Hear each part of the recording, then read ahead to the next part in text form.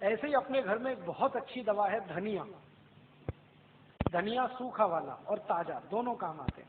अगर आपको एनीमिया है, माने खून की कमी है, तो हरा धनिया पीस पीस के चटनी बना बना के खूब खाओ, उसका रस पियो। और सूखा धनिया सबसे अच्छा काम आता है थायराइडिज्म। अगर हाइपरथायराइडिज्म है, थायराइड बढ़ा हुआ है, या हाइपोथायराइडिज्म है, घटा हुआ है, दोनों ही स्थिति में सूखे धनिए को पानी में डालो, पानी को उबालो और सवेरे सवेरे घूट घूट पियो, तो लगभग 20-25 दिन में सब तरह का थायराइड खत्म कर देता है सूखा धनिया। ऐसे ही आपके घर में एक बहुत अच्छी दवा है काला नमक और सेंधा नमक।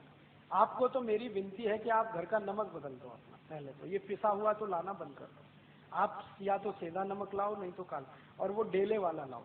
और सब्जी में नमक सब्जी बनाते समय डालो, सब्जी बनने के बाद नमक कभी मत डालो, क्योंकि सब्जी बनने के बाद नमक डाला तो वो जहर जैसा काम करता है। दाल बनने के बाद नमक डाला तो जहर जैसा काम करता है।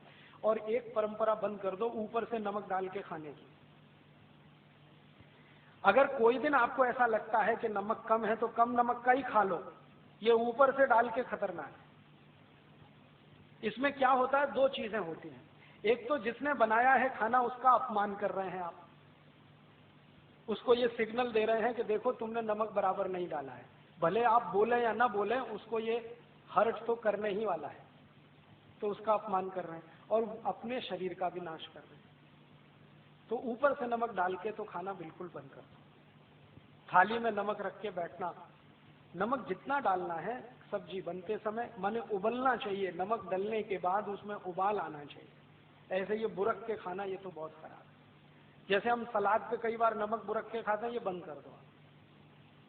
अगर कोई मजबूरी ही है, बुरक नहीं है, तो वो काला नमक थोड़ा बुरक लो, और ये सफेद वाला तो बिल्कुल नहीं।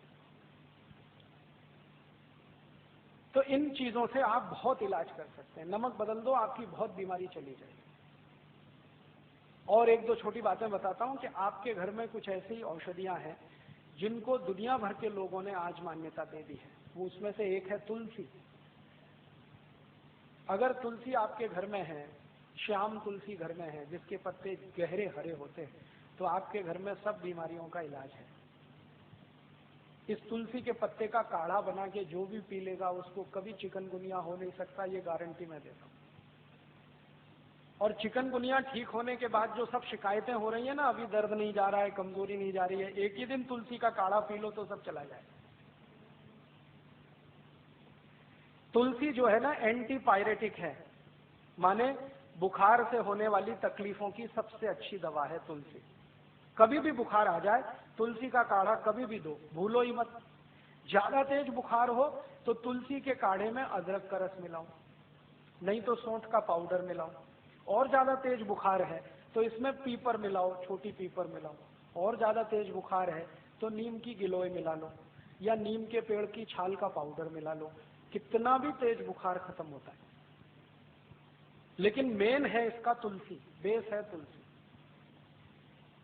होम्योपैथी में दवाएं तुलसी से बहुत हैं, आयुर्वेद में तो अद्भुत दवाएं हैं तुलसी की। इसका भरपूर इस्तेमाल आप अपने घर में करिए, जैसे जैसे कर सकते हैं।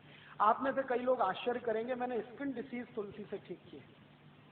त्वचा के रोग, सोराइसिस, इचियोसिस, एक्जिमा, 20-20 साल पुरानी बीमारियां त्वचा की तुलसी के रस से ठीक होती। अद्भुत है तुलसी, आप रखो इसको घर में बना। और ऐसी तुलसी के जैसी ही एक बहुत अच्छी चीज है पुदीना, वो भी बने तो गमले में कर लो घर में। और इन दोनों से बराबर ही अच्छी एक चीज है एलोवेरा, ग्वारपाठा। जरूर रखो अपने घर में। ग्वारपाठे का रस अद्भुत काम करता है, त्वचा की बीमारियों में काम करता है, पेट साफ करने में काम आता है। कान में कितना भयंकर दर्द हो, ग्वारपाठे का रस थोड़ा गर्म करके एक ही बूंद टपकाओ, 3 सेकंड में दर्द खत्म कर देता है, विदिन 3 सेकंड। इंजेक्शन से भी तेज गति से काम करता है। किसी स्त्री और पुरुष को नपुंसकता की शिकायत हो, ग्वारपाठा बिल्कुल ठीक कर देता है, कंप्लीट क्योर करता है।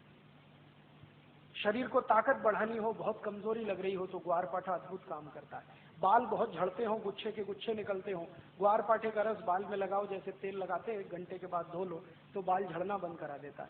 बाल ज्यादा काले रखने हैं तो ग्वारपाठा सप्ताह में 1 दिन लगाते ही रहो रस के रूप में, अद्भुत काम करता है। आंखों की रोशनी बढ़ानी हो तो ग्वारपाठे को इस्तेमाल कर सकते हैं, पीने के रूप में ले सकते हैं। बच्चों को फोड़े फुंसियां बहुत होती हैं, एक एक चम्मच ग्वारपाठे का रस 3-4 दिन पिला दो तो सब फोड़े फुंसियां होना बंद। गर्मियों में घमौरियां बहुत हो जाती हैं तो ग्वारपाठे का इस्तेमाल कर सकते हैं। मनुष्यों में, पुरुषों को एक बहुत खराब बीमारी होती है, उसको बार्बर स्टिचिंग कहते हैं। दाढ़ी बनाओ ना, उसके बाद लाल लाल फुंसियां हो जाती हैं, उनको बोलो कि ग्वारपाठे का रस लगा के फिर शेविंग करें तो कभी ये तकलीफ नहीं आती। बहुत अच्छी दवा है, घर में है, आप लगा सकते हैं। घर में भी हो सकता है, खेतों में भी हो सकता है। एक दिन मैंने ये सब गिना तो 108 दवाएं हमारे रसोई में हैं, 108, और इनसे हर बीमारी ठीक हो सकती है। कहीं घर के बाहर जाने की जरूरत ही नहीं है।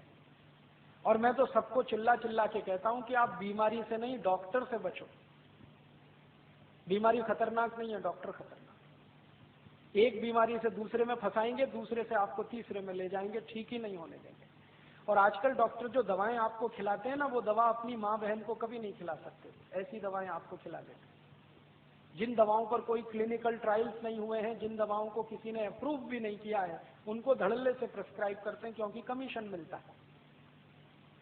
और ये कमीशन खोरी इतना बढ़ गया है कि अब अच्छा डॉक्टर चिराग लेके ढूंढने निकलो तो कोई एक मिले, मुश्किल से एक मिले। इसलिए आप इनसे अगर बचे रहें तो आपकी जिंदगी बहुत सुरक्षित रहने वाली है। तो ये छोटी छोटी कुछ बातें मैंने आप